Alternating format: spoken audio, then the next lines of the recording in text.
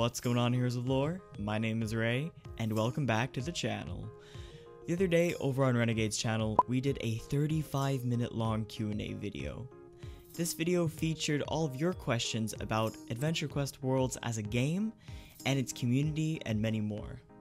Now, it is a 35-minute long video, and it features an amazing discussion between myself, Corey, and Renegade, of which I highly recommend you go watch it.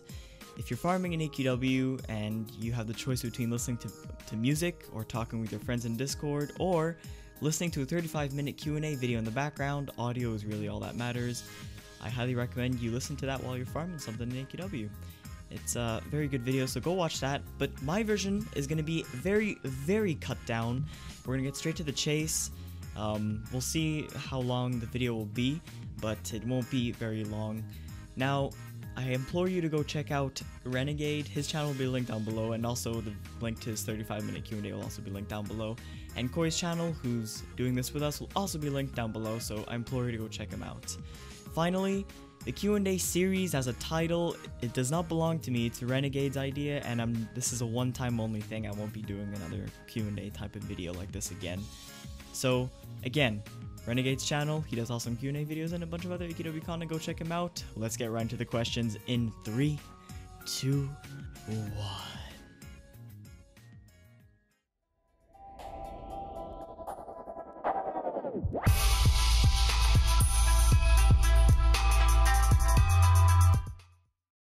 What's going on, guys? My name is Renegade. Today we're here for AQW Q&A. We're here today with Corey and Ray.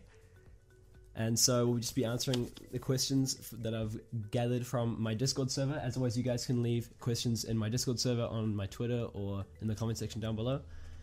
So without any further ado, let's get into the first question.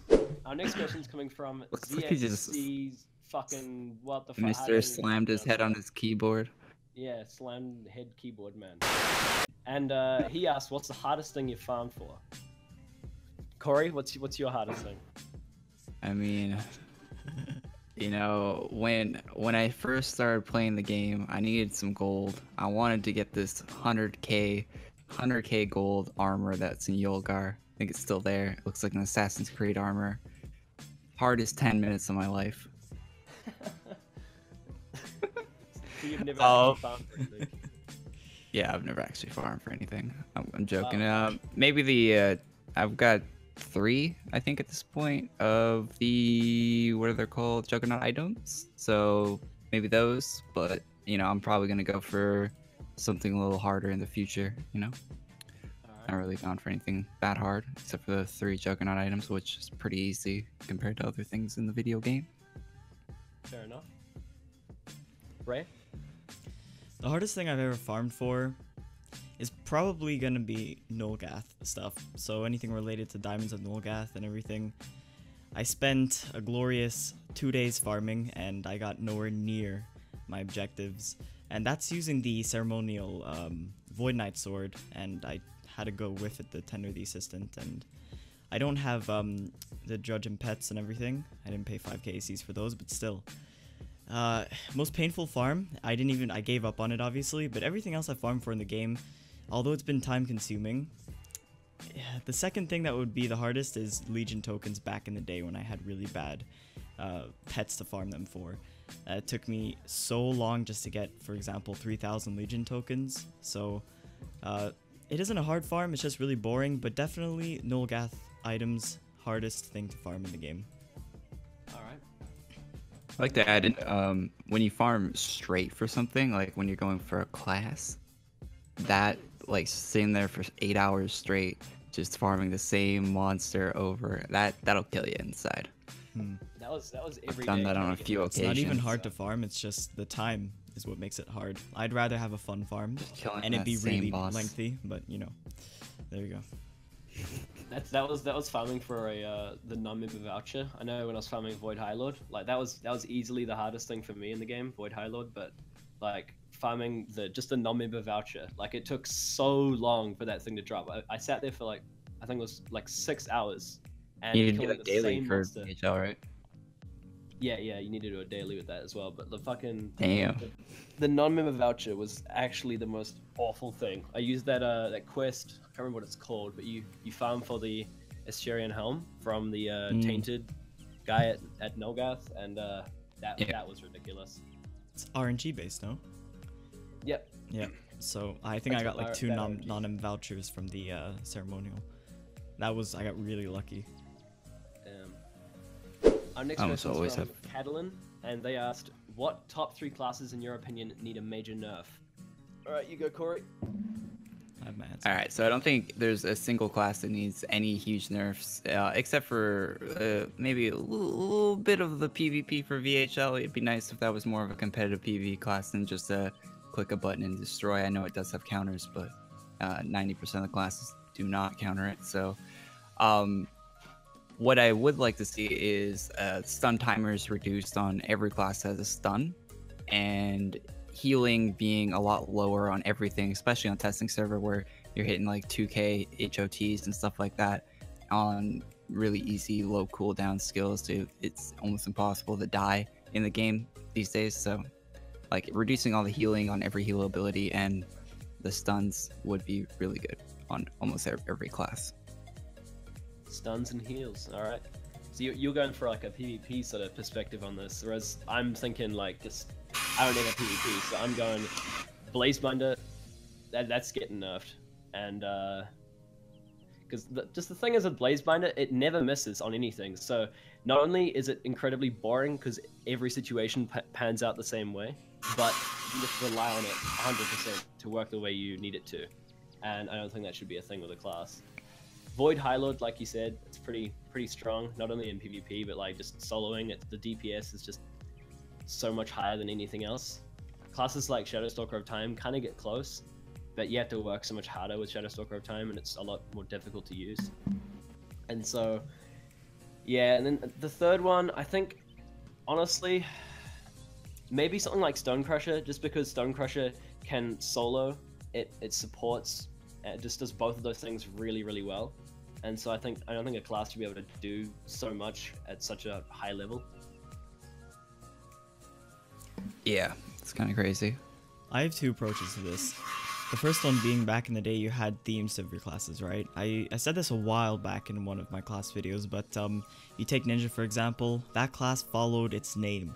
It was, you could have a very high dodge with it while regenerating mana, and that was the whole point of the class. You dodge and hit, dodge and hit. It didn't do an incredible amount of damage, but it had that dodge factor, which lives up to the name of the class. Now, you have classes like Damian, this is my second approach, where it is slightly more powerful than Blazebinder, but what they've done is, to nerf it, they've done something really simple, and that's give it a really shit mana usage. So you run out of mana often with this class, and that's not the way you should be nerfing a class. You should go directly for the skills.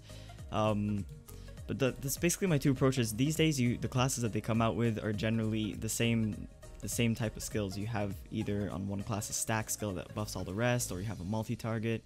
You have your nuke and you have your heal.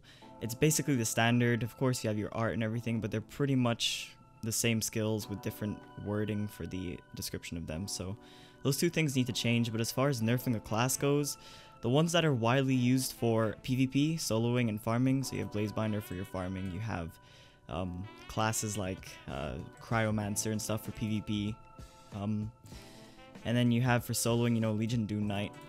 Those are all following, if you play with those, they're all following their same skills, and those need to be changed, and they need to follow, like, the class name needs to have the skills in them that match, just like Ninja. Like a consistent theme as opposed to just being really powerful. I'm trying to find an example here, but sense. Blazebinder, I mean, sure, the art does match the class name, but it doesn't really live up to its name in terms of how you use it as a class, how the attacks work and everything. So the art lives up, but everything else not really. You can see them trying, I guess, with like a little bit with like the way on Blazebinder you're implying like a theme of fire and stuff, and then all of the abilities put dots on the enemy, but it's still like I don't think it's enough. They need to go more in depth with it. You don't get that feel from it like Ninja, that's for sure. Yeah, that's what I'm trying to Ninja's say. a really big example. Yeah. Along the same vein, Ziggs asks, what top 3 classes need a major buff? And I think this one should be a bit easier for answers on this. There's a lot of classes that need to be buffed. Well, we need to find a top 3, right? So which class do you tend to use the most often in terms of like solo, farming, PvP all combined into one? Talking like what class needs a buff that I use the most. Yeah. Well, I only use Blazebinder and Void Highlord, and those two, like they need nerfs more than they do buffs. I don't know. I just think the starter classes is an easy place to look for classes that need buffs. Yeah, the starter classes are the first ones players get introduced to the game with, and they should be more competitive with current classes that are being released. They're I old agree with classes that. too, you know. I hopped on an alternate They got an account art and update. finding classes besides, you know, Scarlet Sorceress. It's really hard, you know, and to progress in the story, it's made for low levels, but once you want to start playing these new events and you're not a high level and you have beginner classes, it's near impossible. Yeah, like the recent event had 3 6k HP monsters per room to wreck a low level. So what's the point of making all this new content if all the new players can't even play it? Yeah, very true. We're generally you gotta forced to grind. use Blazebinder. Like, I don't want to use Blazebinder, but it's the only class that will just get my farming done efficiently. And they definitely need to have a wider variety there. So by nerfing Blazebinder, that'll force you to work on other classes that are already out in the game. You don't have to make new classes. Buff those so players will start having a variety of classes to select from, and you'll see a full room. If you're farming a boss, you'll see everyone will be using a different class besides, you know, 1 Stone Crusher and 5 Blazebinders, you know. If we're picking 3 classes I want buffed, Naval Commander, Car Clasher, and the 1 class from Skyguard. Skyguard. Those are the 3. Grenadier. I agree with you on Naval Commander. Grenadier. Those Naval classes Commander, need buffs. Hard Clasher, definitely. Those Naval Commander, especially just because it's like an exclusive thing, and it sort of fits with the theme of the Talk Like a Pirate Day stuff. And I think the class dedicated to that should be a good class. Not Hey, maybe we'll get a buff this year. Maybe they're working on that because they are changing a lot of the classes. Like Doom Knight got one recently, Necromancer, stuff like that got buffs. So maybe we'll get one for this year. All their old classes too, their seasonal ones like Prismatic Claw Suit, you know, those need buffs too. If you're gonna sell them Prismatic every year, Claw you know, Suit ever good? no, I mean, if you're gonna sell a class every year and you want players to buy it and use it, you know, those need a buff. But I definitely think Great Thief needs its own buff, just for my ego. That's it. Oh yeah, every luck class is gonna need a buff after Oh yeah. they wreck them. All those PvP luck classes, RIP. Just looking through my fucking inventory at all the luck classes. Jesus.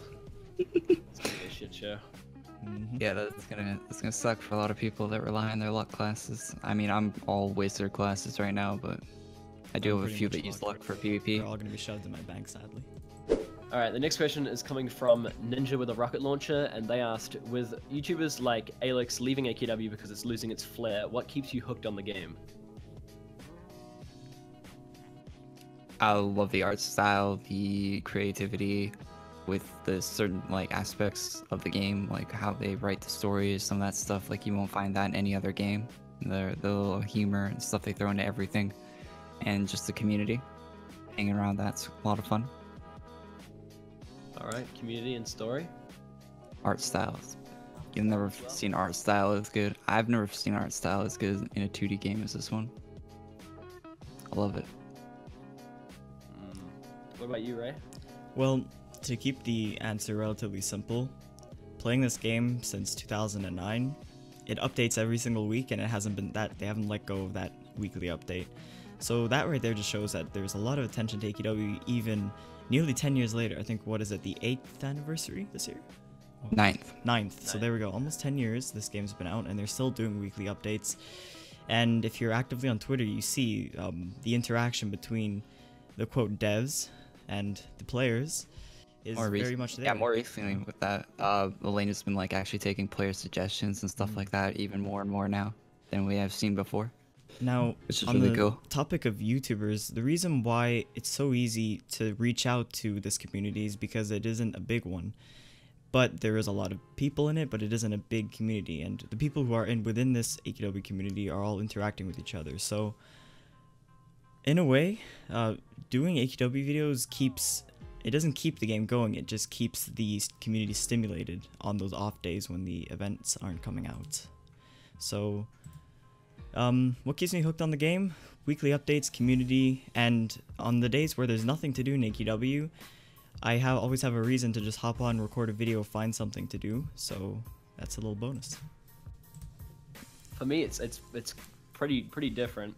I actually, as much as I have complained about the amount of classes in the game, I really just enjoy the whole aspect of looking at a class and seeing the similarities and differences between, you know, the other classes in the game. And in other MMORPGs, there just isn't the amount of classes that are within AQW. There's so many classes in AQW, and I think that helps me to sort of, like, if I'm feeling bored one day with AQW, or I want to make a video and I don't know what to make a video on, it's sort of just grab a class I haven't looked at in a while, see what it's like, go in depth with it, and that sort of just keeps me interested in the game and keeps me hooked on making the videos. Yeah, other games have like 6 classes in the whole game. This game has hundreds, so Yeah. it's definitely Well, that's another thing right a lot there. of AQW, variation. A lot of content to make videos on. You know, we've all made videos on other games, you know, and it was solid proof Yeah. of how that turned out. Can't beat weekly Not pointing any updates. fingers. But exactly, so you always have content in AQW, and it's always fun to record an AQW video. I've never had that vibe from any other game. All right, our next question is coming from Zook. Oh God, this is gonna kill me. How long do you think AQW will last? Well, if we look at their previous games, the original AdventureQuest, it's their longest running game. That's what, 11? No, wait, how many years old is that? Like, it's way more than 10, right? Yeah, it's gonna be at least like 12 or something. Maybe well. did it have its 15? I don't know. It's old. It's older than maybe some of the people playing it, and it's still going. It's still getting updates every week, right? So Look, if they continue down this path of charging you $40 for a pet, then it won't last very long. Okay, but what I predict is if there will be a transition between AQW to AQ3D, which I kind of hoping it will happen, because that's where Artix Entertainment kind of wants to go. But look, if the weekly updates keep coming, you can keep the community on at a steady player base for a very long time. And there's always, I mean, these days advertising a Flash game like you used to do back in the day, you'd find it in I don't know, you'd be on a random site, you'd see it on the side, you'd click on it, play AdventureQuest Worlds. But if you do that today, people are like, oh, a Flash game, hell no. So once they port it over to like their application and everything, and they do some advertising, then you know, not only will it last, but you could grow AQW to an extent. So there's a lot of ifs and whens, but it's all up to Artix Entertainment, and it's all up to the community to pressure them a little bit in a way, so they do the right thing, you know. like if they put it on Steam and you saw the game on Steam under free to play, you'd be like, oh, I played that when I was younger. Like, let's go back and see what's new. And maybe it's running at a solid frame rate. Maybe they'd actually enjoy it and stick around. Yeah, that could boost the player base. Of when that happens, because if they don't do like a lot more than just the server rewrite to make the game better, then they're gonna release it on Steam and it's gonna be decimated by Steam reviews. Like, imagine. Yeah, they can't do what they did with AQ3D. It's used to playing stuff like Warframe and other free-to-play games like that, like Dirty Bomb and all that, and they come across AQW, and even just in the state like that it's in right now in the server rewrite, it's still really lacking in a lot of ways. And so I think it would get a lot of negative reviews, and that's gonna really kill any chance of it getting a big player base off of Steam. Well, you would be surprised to an extent, because AQ3D is, it's like any other game. You can move around, it's a 3D world. So people, when they see AQ3D and they compare it to all the other 3D games that they play, they're like, oh, what is this thing? You know, like I've seen MMORPGs before and MOBAs and everything, and the quality is much better. But you have games like I Am Setsuna, which is like AQW. It also looks like League of Legends, you know, and because it's not a 3D game, I don't think the reviews will be that bad, but of course there's so much work to do, and there's going to be a lot of bugs if they try and port that over, so... Yeah, they're going to have to really polish it up and make it a nice finished product before they put it up onto any store, and it doesn't get like an AQ3D thing where people see a very unfinished, very broken game going up on the free-to-play section and then giving it a negative review and never touching it again, right? But, so, yeah, they shouldn't run into that again. Hopefully they learn from AQ3D not to do that. Yeah, back on topic, if they're gonna AQW will last if they just do the right decisions, and it will last. I'm not like gonna give a specific date, but it will last as long as they just keep at it.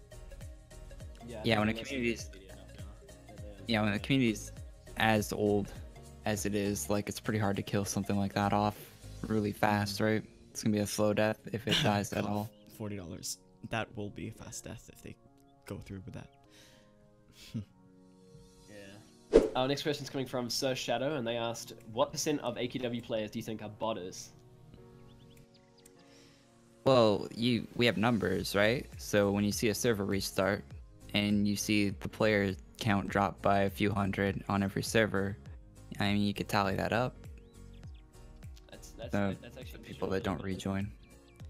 So it's probably, if you look at the numbers of just from server resets, it's probably around 30%, if not a little more, a little less, depending on the day, what items are releasing and stuff like that. AQW but yeah, has two communities, and they're very, very separate. The botter community and then the regular player community. I've been on channels who are pro botters, like they just advertise their new bots. Oh, this new bot has come out for this event. I'm not going to say any names, but I look in the comments, I don't recognize anyone, and you don't ever see or hear from these players in your own comment section. Oh, I recognized a few. Well, I go on those bot videos, and I'm like, oh, I attracted a lot of that guy. They were really kind of ticked off with my opinion on the bots, but here's the problem. Judging from another game where they had this cracked account thing, where they cracked their accounts without paying for the game, that was a huge player base of those games, like back in the day, and there was yes. So they on some servers took away cracked accounts and they lost, oh god, like 40% of their player base. AQW doesn't want to do that because that is still a precious amount of players, so they're gonna do things obviously to, nullify bots, but they're never gonna like ban. They're never gonna ban botters. And bulk them out. They're never gonna do that. I'm looking on YouTube and I see your video that you made on botters. That video you said where you shouldn't use bots, and it's like you'd think that's a popular opinion to have. Like botting is bad. It seems no, it's not. Not in this community. It's really not. It's really not. Yeah, the like to dislike ratio is it's almost like 50-50, and it's really surprising to see such a polarizing, like, I guess, group within the community that like there's this separate group of people that are into botting and the separate group of people that strongly disagree with botting. And I feel like AE encourages it a little bit with some of their item requirements and stuff like that, and it's such a simple game where there's not a lot of skill or action required to play the game, along with high requirements and high amounts of time required for certain items that people want in the game. So they kind of encourage it in that way. The botters say, well, look, I'm not going to sit at my computer pressing buttons for 8 hours. I want to go to work, I want to go to school, and when I come back, I would have had 50% of the job done.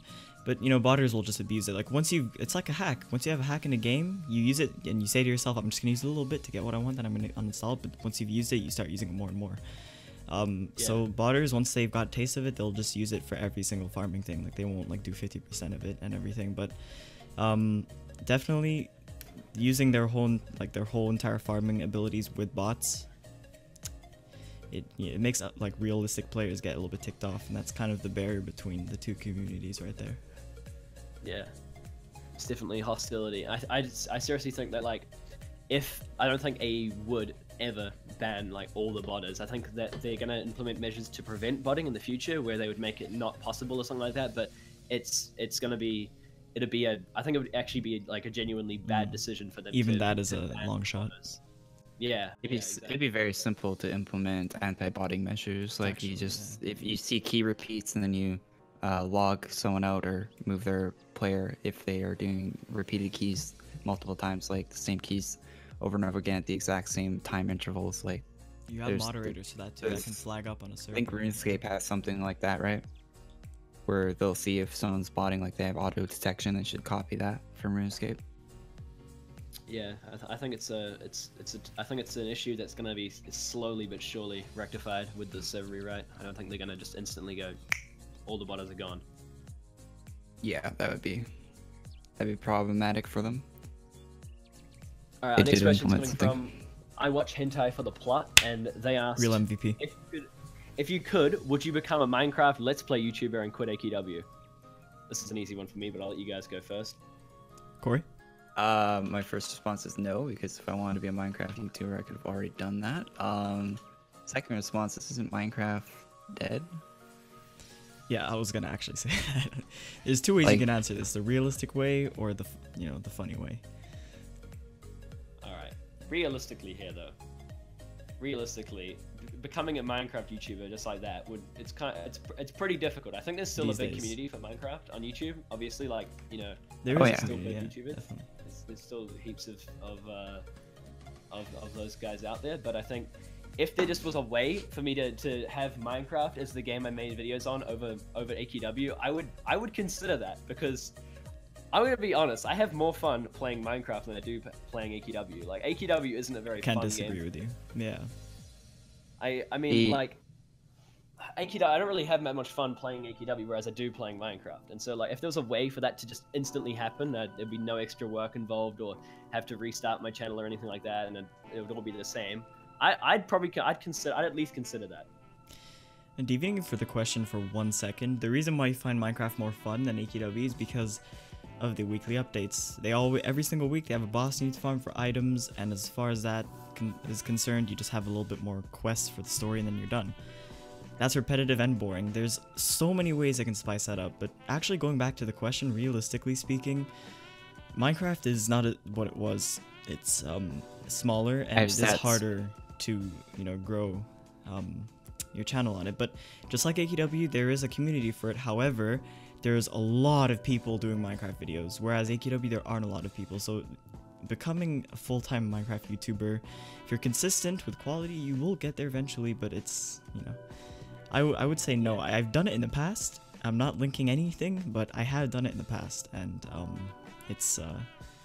it didn't work out because this community was too big, too many people doing it. So the kind of Minecraft I like playing has almost completely died when they did the new EULA, which was the factions plugin for servers. I played a lot of that, like an ungodly amount of that, almost 12 hours a day. But the average amount of views for a video on Minecraft in the last day is 59,000, and yeah, there's 22,000 videos uploaded in the last day, so with an average view of 59,000. So yeah, it's oversaturated, and it would be really hard to break in this late in the game. If you were like C9ers, one of the first people uploading that, it'd be a lot easier. But C9ers, of course, moved away from that since then and onto other games, because you would get burnt out on it probably faster than you would any other game, because it's just blocks you're staring at all the time. So, well, yeah, that's actually a good point. I think you'd get burnt out in Minecraft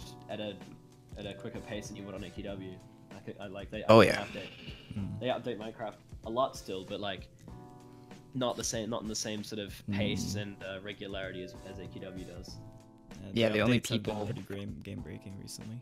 From what I'm looking at, what gets views right now is role playing. So you get a group of friends together and you act, and tutorial videos and Minecraft mobile videos. Those are what are getting views in Minecraft right now, if I'm looking at the top results from the past 24 hours. So I'm not interested in any of that. I'm more of a hardcore PvP kind of base builder. Yeah. If I was going to play Minecraft, but yeah, kind of a dead game, so I'll stick with AQ. Alright, our final question this week is coming from Midohi. Oh god, I'm awful with pronunciation on like everything, but they That's asked, about right. which ones of the Navals are you going to buy? Alright, so we have, for people that are unaware, we have 3 confirmed navals. We have the Paladin naval, the Obsidian Paladin naval, which are 2 different designs, and a Dragon naval with a bunch of recolors for that. Those are 3 confirmed, with a 4th unconfirmed naval, which people are assuming is one on Bido's Twitter, if you want to look at that right now. So there's 4 navals that are kind of going to happen, or 3 that are going to happen, and 1 that's unconfirmed so far. And I'm gonna get all of them probably, because I hate money. You want to go and answer, Renegade? Well, for me it's easy. I'm telling myself now that I'm not gonna get the recolors, because that's just a ridiculous amount. Yeah, but it's got a rare pet and a rare. It's all rare. Someone mentioned that there's a bank pet in there, and I don't think that's confirmed. Yeah. But if there is, It's confirmed. It's on signups, isn't no, it? you're kidding me. Isn't it? Yeah. Oh, Oh, I there's a really bank pit am in shedding a tear for your wallet, Renegade. Really am. If there's a bank pit in there, I'm getting it. That's basically 9. what it comes down to. 9 armors, house items, damage boost items, exclusive pirate wyvern bank pet. No. 10k AC. Despite well- all of that, though, I'm not going to be getting any of the dragon recolors or the dragon navals. Yo, that purple one looks pretty nice. Even if it looks good, I'm not getting any of the dragon. I don't even like how they look, to be honest. I'll be getting the paladin The one, blue one. so because I have a budget for ACs. But despite the budget, I'm definitely not going to buy any of the recolors. I've got the paladin one, and I like the one on Bido's Twitter. I'll definitely get that one. It reminds me of Skyguard. It mixes Skyguard. Oh, and it's not that royalties, one. so- That's not the one. If you're looking at it, it's not. It's just an outline. They haven't actually put out the art for the unreleased, the unconfirmed unreleased. Ah, okay, I see. Like that black outline. Not the other one's just I think like a art thing they just did for fun. I don't think that's an actual confirmed thing. But we don't know. We'll have to see. Yeah, the one that Renegade just put in there. That's the one. Which that one, if you look closely at it, has like spikes coming off of it. Yeah. It's like a weird thing coming out of the toe. It's very weird. I don't- I'm not a big fan of like spikes, random spikes protruding from stuff, but we'll have to wait till we actually see the art before I can make a judgment on that. But I'll probably get it anyway, just because it's another naval, and navals are probably my favorite armor to wear, and it's nice to have different variations of them to wear. I'm really upset though that there's no color custom version this year. You know, it would have been a perfect time instead of a recolor to add a color custom one, but you know, they think that would probably offend people or something. I don't know why they wouldn't do that, but I would have paid 5k, 10k for a color custom, but I guess I'm gonna have like 300 different recolors in my bank this year. Oh no. Yeah, I mean the recolor situation is, I mean, definitely that would be the best option, but I kind of understand why as well. Like, one, obviously they want money, and you know, 10,000 Yeah, they're a business. money. But there's another point of view that's like, if you look at the way that they're recoloring it, it's not just, you couldn't get that same effect with a color custom armor. Like they're changing like the buckle color and there's lots of different colors. Pretty much the entire armor Shades. and almost every aspect has been. It'd be slightly more simple, but it would have the same style and it would be the same like everything. But you can get those little details, like little animations, like the lightning animation on the blue one or the chaos eyeballs on the purple one that you wouldn't be able to get with a color custom version. But I still think they should. They should have the unique ones and then maybe add I don't know. I really want a color custom one. I don't know if you can tell. They should add that on the side. I'd pay the 10k for all the variations, and I'd also, if like maybe you need the chest, I'd also pay another 5k for a color custom one, just so I could have my own color. Like even if they charge me 15k, like 10k for the chest, you buy that, you get all the variations, and if you have that chest, you can pay 5 more k and you can get a color custom. I would do that just for a color custom naval, but yeah, they probably don't want to do that for whatever the reasons are. I think Elena said on Twitter that they weren't going to do a color custom alpha pirate like the original naval design because that would make some of the older players unhappy. I had a few older players respond, quote that and respond, like tweet at me that they're like, nah, I'd be happy with that, like that's cool. But I guess there's a few that really don't want that. Well, So yeah, is that all the questions? that's all the questions we've All got the this week. questions. Thanks for coming on, Cool, boys. No As problem. Thanks for having me. If you guys did enjoy the video, leave a like, subscribe if you haven't already. Subscribe to Corey and Ray. I'll have both their links in the description down below. And if you want to leave any questions for future episodes in the series, then leave those in the comment section down below. Peace. Bye. Peace.